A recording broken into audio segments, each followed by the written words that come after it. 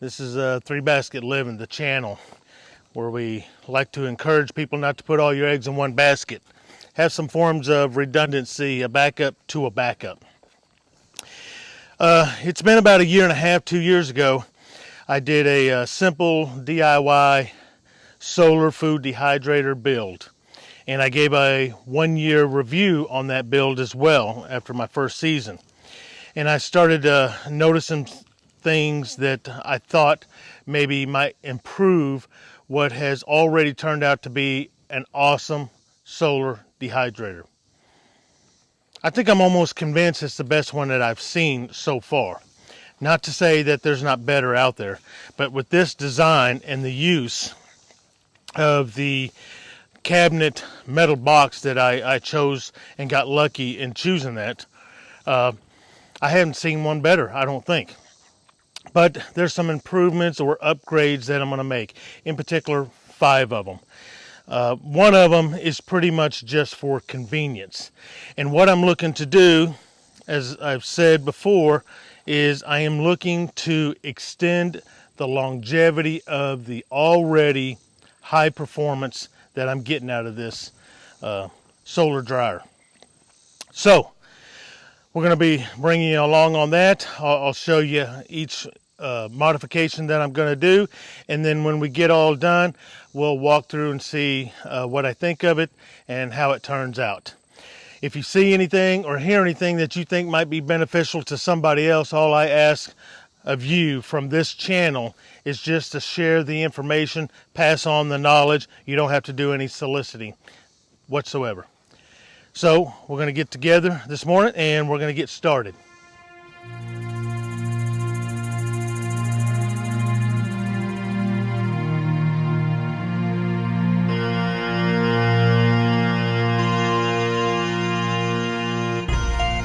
Okay, so here's the dryer and dehydrator. If you've seen those videos before, you know what it consists of and how it's built. So the first thing we're going to do is on the collector here. If you notice in the build, there was only one piece of corrugated metal inside this collector here, and that is it, covered with this polycarbonate panel, screwed down, all sealed up on all sides, on the ends and everything. Both the intake and exit are screened in as well. So we're going to add a little bit more metal. We're going to use this this wire mesh galvanized metal, paint it black, which is something that Jenny did yesterday. And then we're going to take those pieces of metal and we're going to set it right on top of the solid corrugated sheet that's already in there. Just lay it in there in order to hopefully generate a little bit more heat. Again, not that I need more heat during the hotter months of the year, but I want to capture as much of that sun's energy later on in the season. So that's what we're going to do with the collector.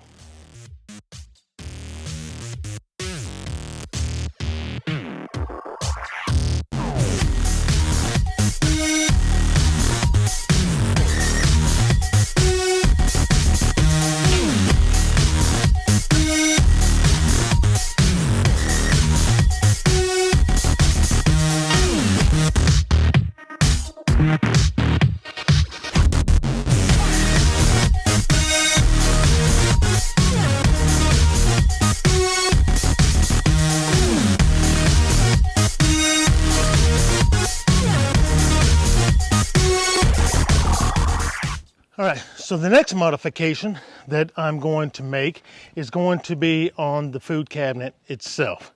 In particular, on this north-facing panel, the door. Let me pick up the camera and try to explain why and what I'm going to be doing. All right, so as we walk around here to the dehydrator, we notice it's a box. It is a metal box. And as I have expressed before, this has been the reason for such great success on this dehydrator. So now taking that into consideration, right now the sun's trying to start going down for the afternoon, and we're about 3:30 in the afternoon. So if I put my hand on this right now, because it is a metal cabinet, that Ooh, that is hot. It's hot to the touch, just like the hood of your car. So what I got here, I got my little thermometer here, and I'm going to see if I can't get this to focus on it. I'm going to take a reading here, and on this face right now we're showing about 159 degrees. I can move it around a little bit, get a little bit different reading. 158, 159. That's pretty warm. And on the north side, where the cabinet door is, I'm showing about 117, maybe 118. So if I'm getting temperatures here inside the cabinet, what are we reading right now? Right now, it's just 145. That's normal about this time of day for me. This time of the year, we're coming into the second week of September now. And we're 145 degrees inside the cabinet. And this door is registering, as I'm looking at it right now, 118.5. Now, why am I getting 118? I can hold my hand on 118. Once it gets about to 125, I cannot. But why am I got such high temperature here is because of the radiant heat. If the temperature inside the cabinet is 145, that explains on this metal door here why I'm still registering 118 degrees on this face. But there is no direct sunlight on this door.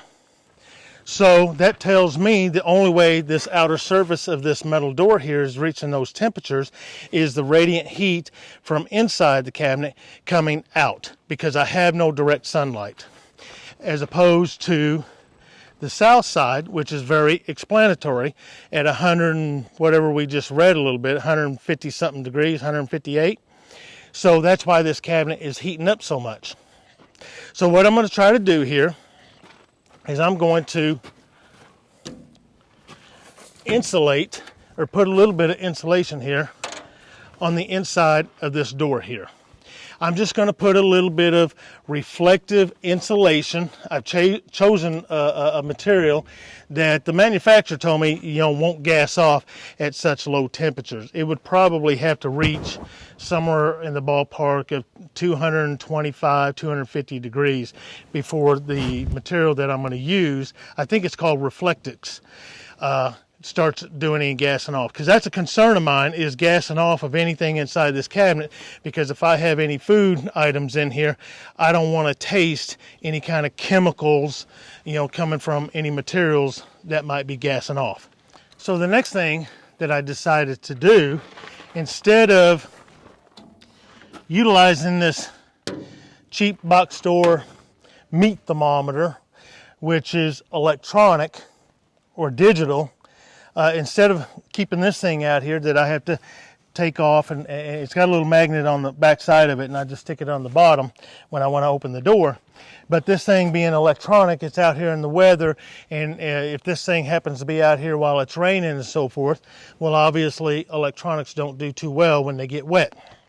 So I'm going to replace that and go with something excuse me, that is more reliable.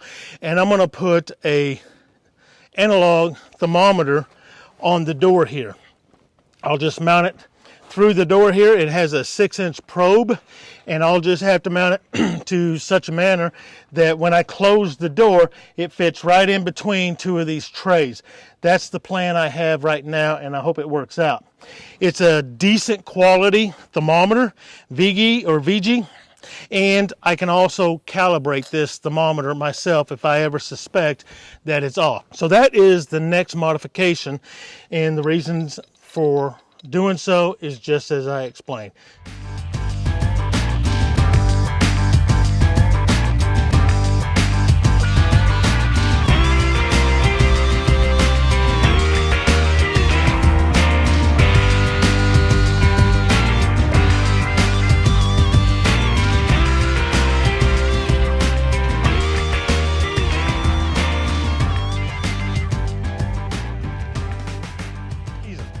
Now, because we're doing all this, what we're also going to have to think about is in the summer months and the hotter months, we're already reaching temperatures of 160 degrees plus on this collector, or this dehydrator. So I want to be able to cool it down. And even if I wasn't adding more metal and insulating the door, I decided that because I'm reaching those kinds of temperatures on the things that I want to dehydrate, I'm starting to reach cooking temperatures. I'm getting close to it. I think probably 175, 180 degrees, something like that, is starting to cook. Maybe a little bit less. So I'm going to add another vent to the top of the cabinet. When I first built this thing, I didn't know how much ventilation that I needed or wanted, so I left enough room in there to put a third vent, just like the ones that I have up there, in case I decided to make this upgrade or modification. So that will be our fourth improvement or modification that gives me more ventilation, in hopes that as I start reaching those higher temperatures, I can cool it down a little bit.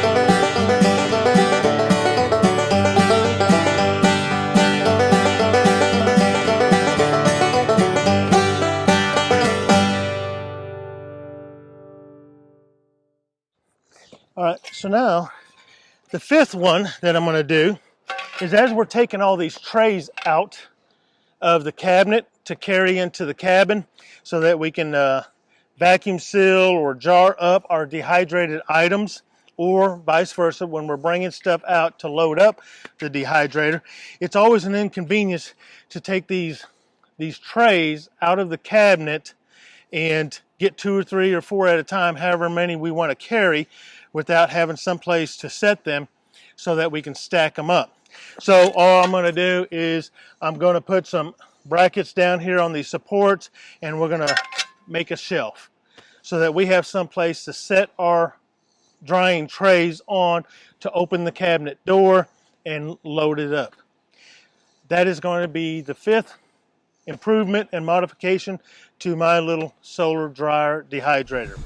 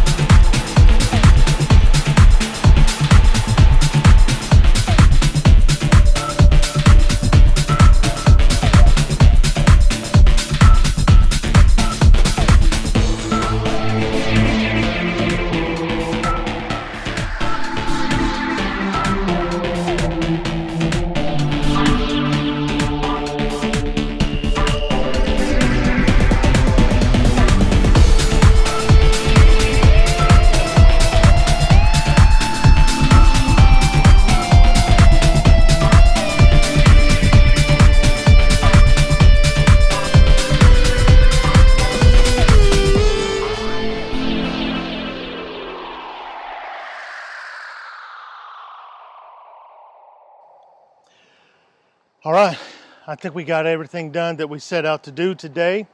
All 5 modifications to an already phenomenal performing solar food dryer or dehydrator. I really have been satisfied with it before. I think I'm going to be super satisfied with it now. So let's take a look around and real quick and see how it all turned out. Okay, with the collector, not much to see than what was there before, other than the 2 sheets of metal that have been placed in there. So I'm hoping to get more heat in the later months of the season into fall. We got the food cabinet here. We got the 3rd vent installed.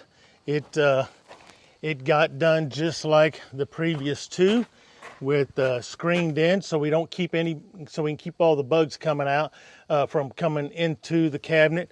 It's already closed off and screened in from the collector to the cabinet, so everything remains sealed. These are all equipped with dampeners, so I should have plenty of control of the air velocity coming through here, and help me to control the temperatures, in particular hoping to cool it down as it starts climbing in that 150, 160 degree range. I don't want it that hot. I don't want to get close to them cooking temperatures. So that all worked out well. Almost burned up my little cordless drill, drilling that hole with the big old 6-inch hole saw. So we had to get the bigger drill out, and then it was no problem. We take a look at the door here. We got the reflective insulation. We just did the double-sided, a real good double-sided tape up and down and crossways. This stuck really nice. It appears that it's going to stay in place for a long time. We'll see how it does when the temperatures drop, but I think that's going to be working out just fine. The thermometer here worked out good. I got it placed just right to where it would fit in between the trays and closes just fine. I did at the last minute decide to put a little shroud on it. Just a last minute idea I come up with. I thought, well, maybe it'll help keep the rain and ice and snow off of it. Maybe I'll get a little bit more longevity out of it. I don't get direct sunlight on this north face anyway. One thing I did realize on my thermometer here that I ordered is that the readings go from -40 to 160 degrees. And I've already, before these modifications, was reaching above 160 degrees. But I guess it's really not going to matter, because when I start reaching, the 140, 150 degree range on most of my stuff that I dehydrate, I'm trying to cool it down. So I'll be satisfied with that. But one thing I did notice, this 6-inch probe I talked about here.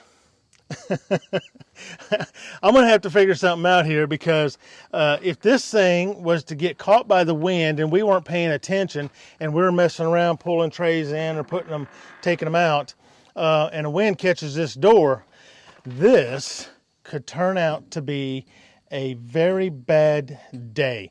This here is about the height of my neck, and for poor Jenny, it would get into probably her forehead or her temple. This could turn out to be dangerous. So I'm going to have to do something to block this door so it locks in place. I'll figure something out here, a block or something, or put a chain on the backside that it can be hooked. But I'd rather be able to just do it from here for convenience sake. So that is something that I didn't expect or anticipate or realize, and I'm going to have to figure something out for that. Outside of that, the shelf turned out nice. Did a quick Shalshoji bond treatment on that, and linseed oil, just put it on them 2 metal brackets. This was just pretty much for convenience, but it did turn out already to be very nice to be able to take the trays out 2 or 3, 4 at a time, set them down there, and then take them to the cabin. So I'm happy and satisfied with that. Very glad I did that. Folks, I'm telling you, if you are interested in giving yourself another option in preserving your food for longer periods of time, and you're a prepper and you would like to have more tools in your arsenal when it comes to preserving healthy, nutritional food out of your garden, you really ought to consider a solar food dehydrator or dryer. I highly recommend it. And if you do, based on my experience, based on all my research, and based on the evidence of everybody else's build, that usually don't come back and give you feedback, because what I have found out, a lot of times they're very dissatisfied with them, and they're very dissatisfied with the performance of them. there's good reasons for it, because most of everybody's doing it out of wood. If you can find you a cabinet, metal cabinet, and take advantage of the radiant heat that comes into that metal cabinet, you're going to be extremely pleased with the performance of your solar food dehydrator, way more than you ever will be with wood. That's my personal opinion. So again, if you see anything, hear anything that's beneficial in any of these videos, please pass it on to other folks. Share the information, share the knowledge, share the videos if you want, but just share the information. You don't have to solicit for this channel, all right? Meanwhile, have a nice day. May all your branches become full of fruit, and I will see you next time. Hooah! Hoorah!